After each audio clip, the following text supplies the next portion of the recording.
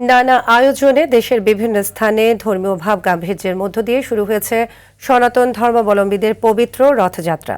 ঢাকার ধামরাইয়ে প্রায় 400 বছরের পুরনো ঐতিহ্যবাহী শ্রী শ্রী যশোমাধব দেবের রথযাত্রা উপলক্ষে রথের মেলা শুরু হয়েছে। খুলনা নগরীর আর্য ধর্মসভা মন্দির থেকে রথযাত্রার উদ্বোধন করেছেন সিটি প্রশাসক নজরুল ইসলাম মঞ্জু। এছাড়া গাজীপুর, ফরিদপুর, ভোলাসহ অন্যান্য জেলায় ধর্মীয় আচার অনুষ্ঠান, পূজা অর্চনা ও শোভাযাত্রার মধ্য দিয়ে উৎসব মুখর পরিবেশে উদযাপিত হচ্ছে দিনটি। প্রতিনিধিদের পাঠানো তথ্যচিত্রে আরও জানাচ্ছেন আব্দুল হামিদ।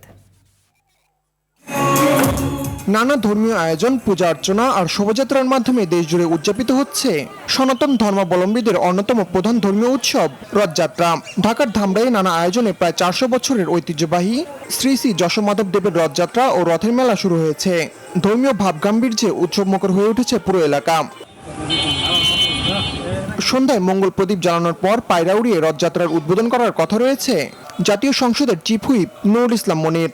আমি পৃথিবীতে আগমন হয়েছি, আমি এই রূপে শিব নামে রূপ অর্জন করেছি।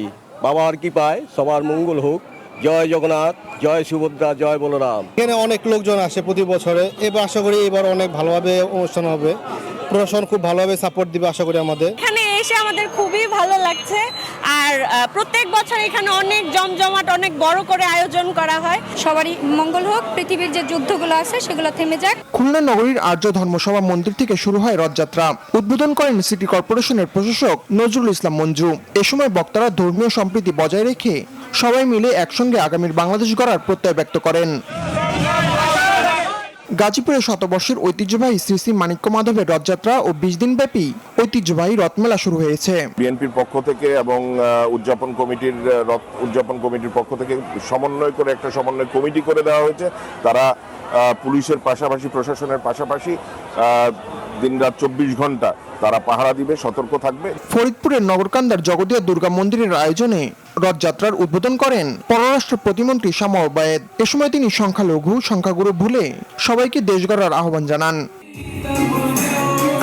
ভোলার মদনমোহন, ইসকন ও লক্ষ্মী গোবিন্দ মন্দিরের আয়োজনে শুরু হয়েছে জগন্নাথ দেবের রথযাত্রা উৎসব। দুপুরে রথযাত্রার উদ্বোধন করেন জেলা প্রশাসক ডাক্তার শামীম রহমান। নানা আয়োজনে লক্ষ্মীপুরে পালিত হয়েছে দিনটি। সনাতন ধর্মীয় বিশ্বাস অনুযায়ী এদিন জগন্নাথ, বলরাম ও সুভদ্রা তাদের মাসি অর্থাৎ রাজা ইন্দ্রদুম্নের পত্নী গুন্ডিচার বাড়ি যান। 7 দিন পর ফেরত আসেন মন্দিরে। মাসি বাড়ি যাওয়াকে রথযাত্রা ও সেখান থেকে ফেরাকে উল্টো রথযাত্রা বলে।